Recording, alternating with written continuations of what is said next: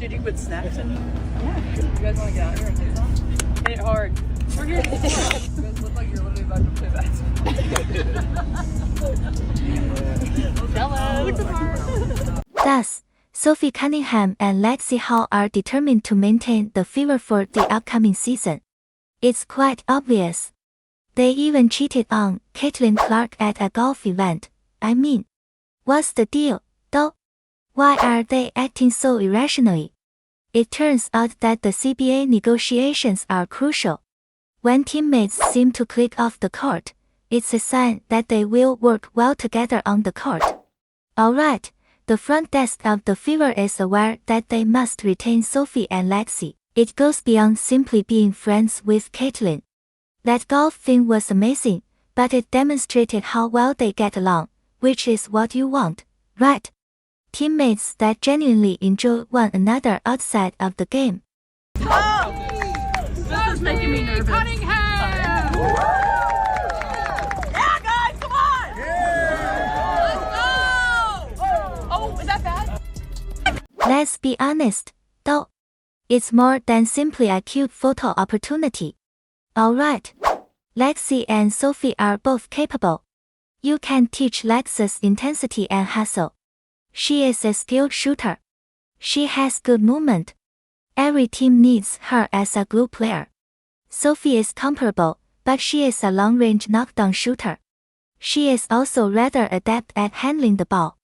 They're important components, but they're not Kelsey Mitchell or Aaliyah Boston. Additionally, it's a plus that they get along with Caitlin. Good chemistry is important. On the court, it is evident when players genuinely like one another. Is that bad? Oh, No. that's good. Oh no, oh no. You got it, girl. Happy Gilmore. Man down! Man down! He's down! Woo. I'm so sure.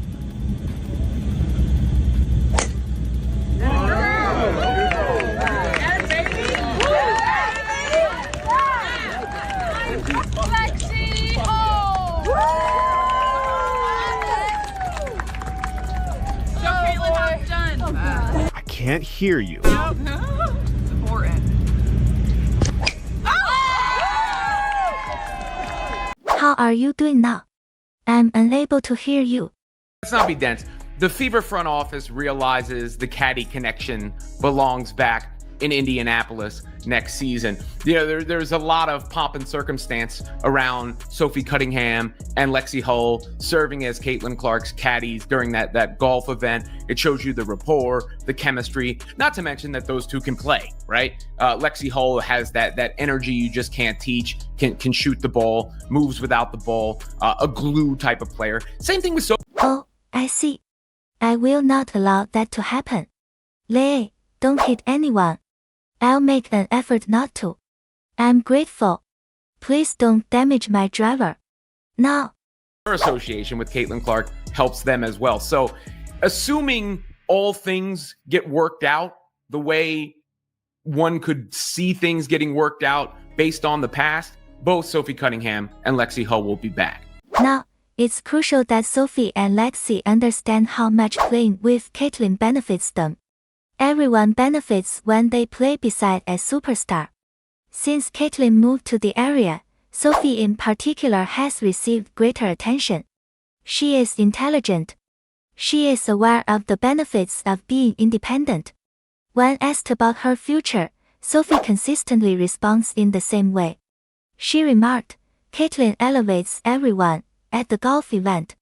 She is a player who spans generations. It depends on the CBA." She continued. Right now, that's her go-to response.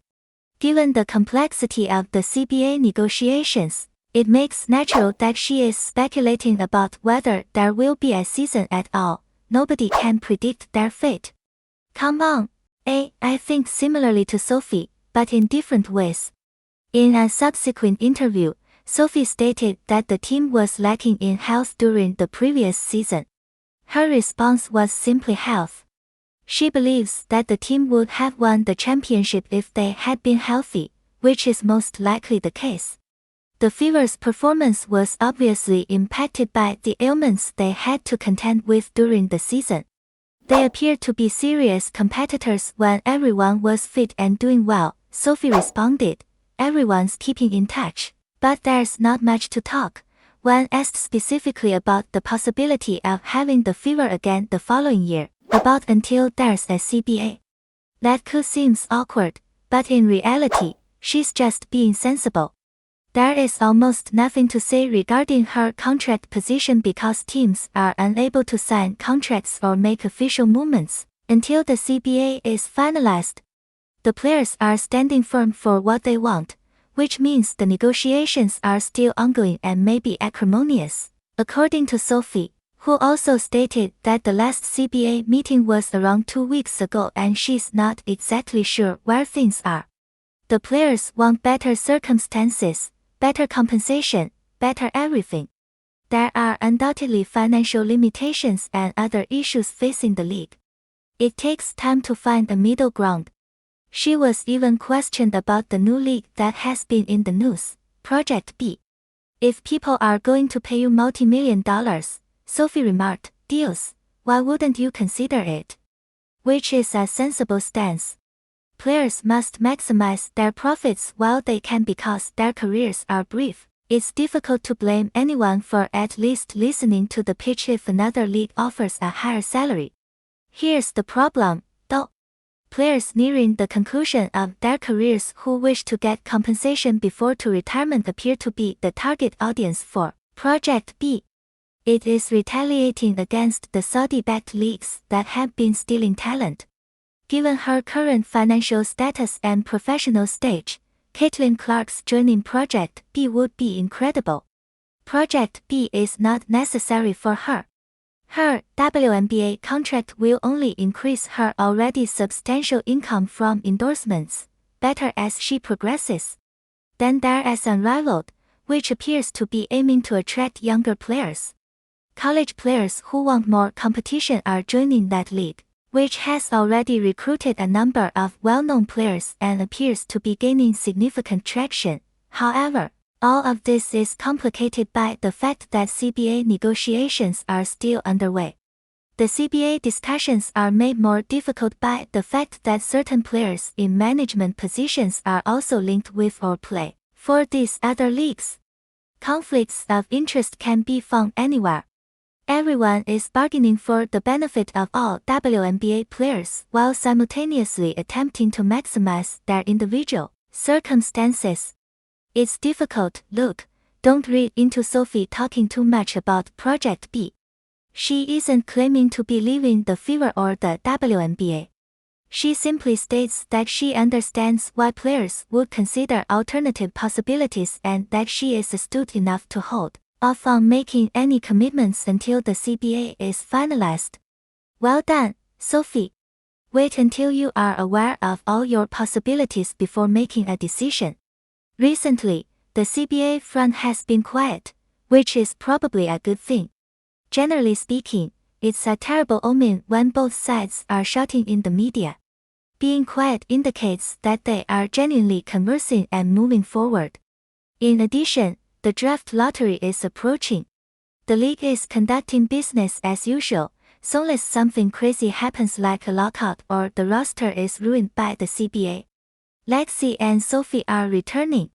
The Fever can match any offer Lexie receives because she is a restricted free agent. She won't go unless someone makes her an absurdly large offer. Additionally, Sophie's ability to play with Caitlin has improved. Indy is a terrific fit for her, and her profile is up. She is not stupid. She is aware of the benefits of playing with the league's top young talent. Let's face it, Caitlin is the franchise. People come because of her. Social media is also aware of the Fever.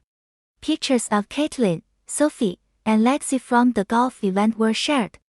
They claim that these three belong together. Sophie and Lexie even knew to arrive in Fever gear and lend Caitlin your support. They accept that she is the star. And that is really important for team building. Not everyone has the ability to shine. The majority of players have to accept their role playing. Good character players are what the Fever is looking for. Darius Dantis was the one signing that didn't pan out. However, even the hardship players they introduced appear to blend in with the society. When she was on the team, her aerial abilities truly fit in. However, Sophie and Lexie are more than simply excellent teammates. On the court, they are truly valuable. Their ability to shoot is crucial when compared to Caitlin. They are adept at moving away from the ball. You might even operate a little superfast lineup with Caitlin, Sophie, Lexie, Aaliyah Boston and Kelsey Mitchell. It wouldn't last the entire game, but with Caitlin generating and everyone else spreading the floor, it would be difficult for teams to defend for extended periods of time. And that chemistry, it mattered. They have been together for some time. They understand one another. That is not something that can be built overnight. So, it was a wise move to play golf. They remained in the press as a result. It demonstrated their closeness and kept supporters engaged in the absence of games. Attendees came to see Caitlin play golf. That conveys a message. People have a stake. They want this club to be healthy and competitive in the upcoming season. Sophie and Lexie know it's good for their careers to participate in this. They get to fight for titles, get national TV time, play with a superstar, and obtain an endorsement agreement. All of this is also known to the Fever front office. They won't make a mistake because of a contract. They are aware of their possessions. They know the chemistry is real and they know this team can win.